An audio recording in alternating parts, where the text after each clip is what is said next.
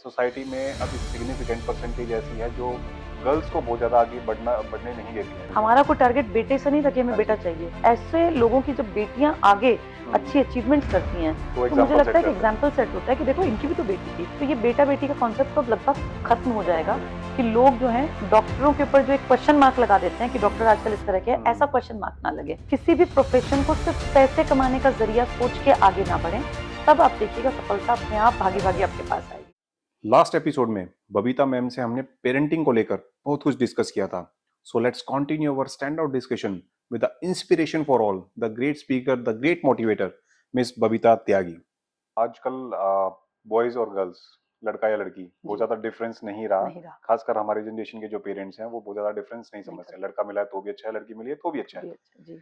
और अगर लड़कियों को आगे बढ़ाने की बात करें तो फिर भी सोसाइटी में अभी सिग्निफिकेंट परसेंटेज ऐसी है जो गर्ल्स को बहुत ज्यादा आगे बढ़ने नहीं देती हैं। जी। क्या लगता है कि इस एज के बाद इनकी मैरिज कर देनी है, इससे ज्यादा इनको पढ़ने नहीं देना है, या जॉब नहीं करानी है?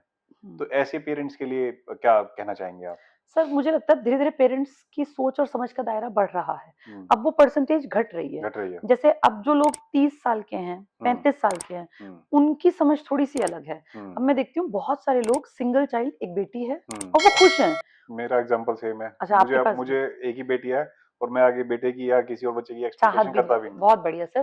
तो ऐसे और आपकी तो एक बेटी है, मैंने ऐसे भी बच्चे देखे, अपने ऐसे स्टूडेंट्स भी देखे मेरे पास पढ़ने वाले, जिनकी 2 बेटियाँ हैं। हम्म, वो कहते हैं हमने सेकंड बेबी सिर्फ इसलिए किया कि फर्स्ट हमारी बेटी को साथ मिले। साथ मिल जाए। हमारा कोई टारगेट बेटे से नहीं था कि हमें हाँ बेटा जी, चाहिए। हाँ जी, तो मैंने देखा कि लोगों की समझ का दायरा विकसित हो रहा है, जी। बहुत अच्छी बात है।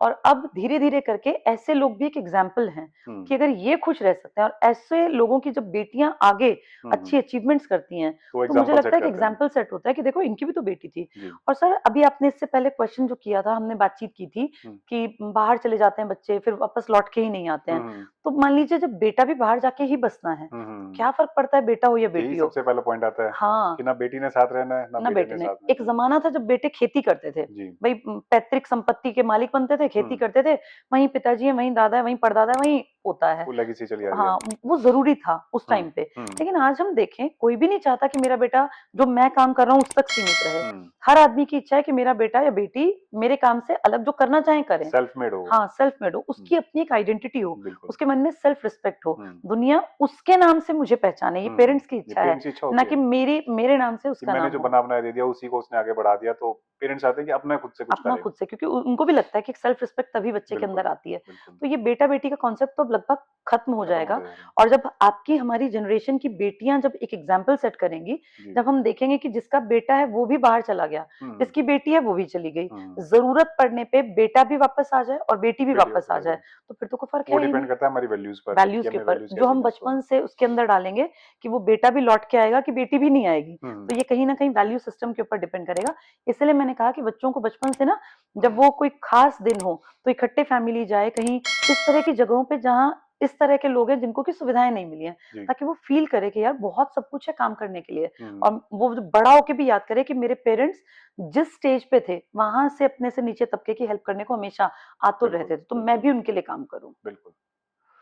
मैम, स्टूडेंट्स के लिए आपका कोई सजेशन जो स्पेशली अपर क्लासेस में है या फिर हायर एजुकेशन में है, उनके करियर से रिलेटेड, उनके प्रोफेशन से रिलेटेड, लाइफ से रिलेटेड, कोई भी आपकी सजेशन फॉर द स्टूडेंट्स? देखिए सर, मैं तो एक ही सजेशन दूँगी, ज़िंदगी में जो भी काम करें, उसमें अपना 100% डाल के कि भई मुझे ये काम करना है। मान लीजिए मुझे एक राइटिंग का काम करना है, कोई भी मुझे डायलॉग राइटिंग का काम करना है, तो ये सोचना है कि मैं इसको परफेक्ट तरीके से करूँ। जी। अगर मुझे एक टीचिंग के प्रोफ़ेशन में आना है, तो मैं इतना बेहतर पढ़ाऊँ कि उस बच्चे को मेरे पढ़ाने के बाद कोई क्वेश्चन मार्क उसके दिमाग में ना रहे। हुँ, अगर मैं एक आर्किटेक्ट बनूँ, तो मैं ऐसा आर्किटेक्ट बनूँ कि मेरी बनाई बिल्डिंग्स को दुनिया जो है वो देखें देख के सराहे। और मैं पूछे कि किस आर्किटेक्ट किसने ने बनाई किसने है? इसको डिज़ाइन किया? हुँ, अगर मैं डॉक्टर बनूँ, तो मैं इतना बेहतरीन डॉक्टर बनूँ कि लोग जो हैं डॉक्टरों के ऊपर जो एक क्वेश्चन मार्क लगा देते हैं कि हुँ, डॉक्टर आजकल इस तरह के हैं, हुँ, ऐसा हुँ। क्वेश्चन मार्क ना लगे, वो क्वेश्चन मार्क हट जाए हट जाए। कि डॉक्टर ऐसे भी होते हैं। ऐसे भी होते हैं, इतने मदद करने वाले भी होते हैं। जी। तो जिस काम को करें, पूरे मन से करें और इस बात को हमेशा ध्यान रखें कि जिस काम में हम मेहनत लगाएँ, ईमानदारी से उस काम को करें, लगन से काम करें। जी। और मेरा ये मानना है सर कि सफलता जो है ना अपने आप मिल जाती है। अगर आप अपनी मेहनत को 100% जितना कर सकते हैं उतना किसी काम में झोंक देते हैं तो सफलता अपने आप मिलेगी। जी। किसी भी प्रोफेशन को सिर्फ पैसे कमाने का जरिया सोच के आगे ना बढ़ें, क्योंकि जब लोग टारगेट पैसे को करते हैं ना तो मैंने देखा है फिर उनमें वैल्यूज नहीं रहती और पैसा आता भी नहीं ऐसे लोगों के आता भी पास। नहीं है। जब आप काम को ये सोच के करते हैं ना कि कर्म ही पूजा है, भाई हम्म, मुझे ईश्वर ने शायद इस काम के लिए बनाया, मैं इस काम में इतनी मेहनत करूं कि मैं एक एग्जाम्पल के रूप में देखा जाऊं हम्म, इस काम से जोड़ के, हम्म, तब आप देखिएगा सफलता अपने आप भागी अपने भागी आप आपके आएगी। पास आएगी। तो इस बात को स्टूडेंट्स भी समझें, चाहे वो कोई भी कोर्स कर रहे हैं, कुछ भी कर रहे हैं, कि मैं जिस काम में हाथ डालूं उसको मैं परफेक्शन अपने हिसाब से अपना बेस्ट देके करूं वैसे ही। और ईमानदार रहूं। जी। अगर बच्चा ईमानदार होगा ना सर और कर्मठ होगा, काम करेगा, तो सफलता मिलना निश्चित है। 100% श्योर है कि उसको सफलता सफलता मिलेगी मिलेगी। ही मिलेगी। जी, Thank you so much, ma'am, for giving all the answers so beautifully, and thank you so thank much for giving the time. Thank you sir. So, this was all the stuff related to be a perfect parenting. If you still have more doubt or any query, you can comment on this video or you can directly reach me at my Insta profile. And don't forget to like and share the video and subscribe the channel for more such videos. This is Mohit Bansal signing out. Thank you so much.